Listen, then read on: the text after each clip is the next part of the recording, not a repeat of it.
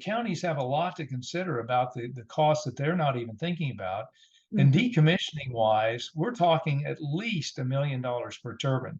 These new taller turbines could be even more than that. You can't recycle that much steel. You can't restore the land back to normal land use. It's Right. just impossible. They're not even required to in the lease. They only take the top 48 inches of concrete out, leave the rest. So what is that doing to the groundwater? There's a lot of natural springs, Hmm. water flows in Carroll County in the mountains there. Those will be disrupted. Uh, it's just a mess with all these leases too. There are so many things built in. Anybody who's considering signing one of these leases, they sign their life away. They sign their land away for generations. They lose control of the land. There's huge amounts of easements. They may think they're getting a little bit of money, but some wind turbines companies will use the tactics of keeping one turbine shut down because they're paid based on what that wind farm produces. And plus, on top of this, we're talking about if you build an industrial wind facility, you're also going to have to build transmission lines to transport that energy. So you're going to have eminent domain issues across the mountainside. You're going to see huge swaths of trees cut down. It's going to materially alter parts of Carroll County in ways a lot to consider. And our number one request of counties who are considering this is put a moratorium on so you can study all these things and hear from everybody. Make sure that the county commissioners do their diligence before you do this and Right. realize what they're actually doing to the residents because their decision will, residents of that county will have to live with it for decades to Sure. come. You just don't want that kind of thing down in Carroll County. And a number of counties around the country are not just putting on a moratorium, they're outright banning them. Hmm. Yes, the I don't list is know, growing. the list is growing. And I'm not sure what happens typically is the wind company will go around and try to get a number of people to sign leases, promising them money, promising them all the moon, basically. And then they will help those landholders threaten to sue the county if they don't approve a wind Mhm. facility, so that they're saying you're denying us our right to do with our property what we want. Well, it's kind of backwards if you think about it. Why would it's blackmail. And if something wasn't allowed in the first place, then they're not being denied anything that they weren't denied before.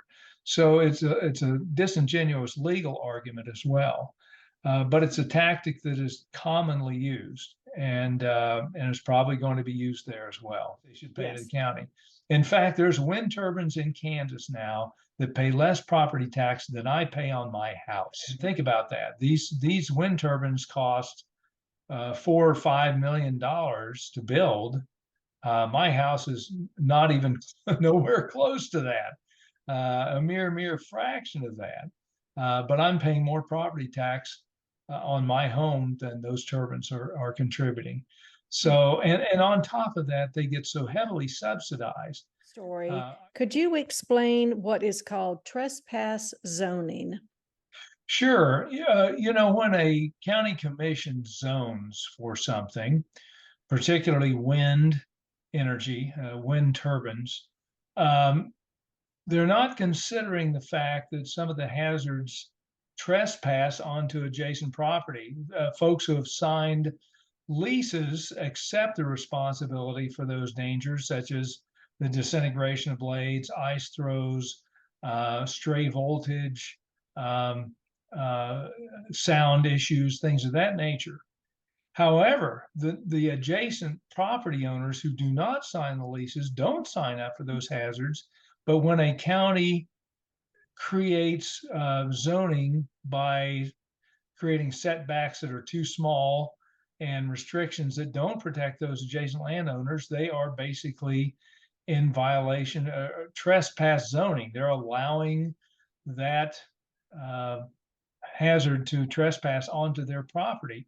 And so a lot of times you'll hear the leaseholders, those who have signed the leases with the wind companies in many of these counties say, well, I get to do whatever I want to with my own private land. But they're not considering what the neighbors next door want to do with their land. And sound is a huge issue because it can echo for a long way. This infrasound, the low frequency sound, can carry for 9 to 10 miles. So a 1,200 or 1,500 foot setback from a turbine will allow dangerous infrasound to penetrate your property and the walls of your home. In fact, there's a fellow down in Coffee County, Kansas. His name is Steve Milliken, and he admits he should have fought harder to keep the windmills out. He is now surrounded by wind turbines, and his wife has seizures and all sorts of problems due to the windmill, migraine headaches. And it just started once they were surrounded by these wind turbines. And the sound is a big issue. The shadow flicker, the blinking lights on the top of the turbines. There are just so many things that are annoyances and health hazards with these things that can trespass onto your property. If you are not a leaseholder and you don't want it there, you really don't have any say unless you make the county commission and set setbacks that are far enough. I really would not be comfortable with anything less than a mile from, not from the property, it's not from the house, but from the property line itself. With regard to sound, we had several experts from Michigan and Iowa who are audio experts come in and testify about the infrasound. And so a 1 mile setback just for general safety because the ice throws, and when a blade disintegrates, we found up in Marshall County, Kansas, when some of that fiberglass was shed off those blades, it fell apart. It was over 2,000 feet. So just from that safety hazard alone, you need to be at least 3/4 of a mile away. But we found with the sound can travel a long way, and particularly in the mountains, it can echo down through those canyons quite some distance. So a minimum of 1.25 miles would be helpful.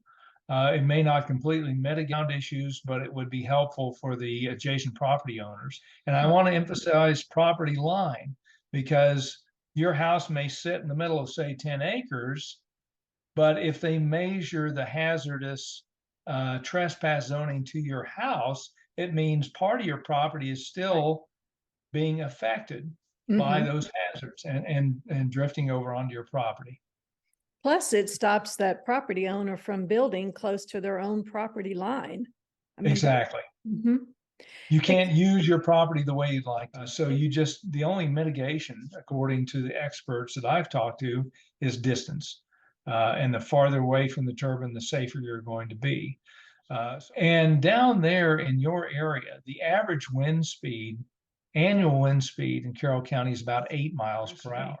The average wind speed needs to be above 10 miles per hour. In other words, those turbines don't even start producing electricity until the wind speed's above 10 miles an hour, and they don't produce their full designed nameplate capacity electricity until the wind speed's 25 miles an hour. Well, in your area, 200 days per year or more, there's not that much wind. So the only reason for these things to exist is for these federal subsidies. And the Inflation Reduction Act under the Biden administration fully restored those subsidies, and those subsidies go out in perpetuity. So the only reason they're grabbing land there, it's not because it can produce energy. It's just for the subsidies alone, period. Once these structures are there, like in California, they don't take them down. They just leave them in a broken down state, and then they'll put a new one right next door to it. And pretty soon you've got an eyesore in an area that's, well, Arkansas calls itself the natural state for a good reason. Is the money going to the schools? And if I remember correctly, Kansas has put those numbers to the paper of what they should have been paid and what the wind company actually has paid. It's a loss of millions and millions and millions of dollars, giving them a property tax abatement of 10 years. They come on the rolls 10 years after they start operating. Well, the problem with that is they never pay full property tax price because they also get accelerated depreciation. So Mhm. by the time they come onto the rolls, they are almost fully depreciated. So they're paying a mere pittance of what they should pay in property tax value. In addition, they will say, well, we're going to give payment in lieu of tax Right. or a pilot payment.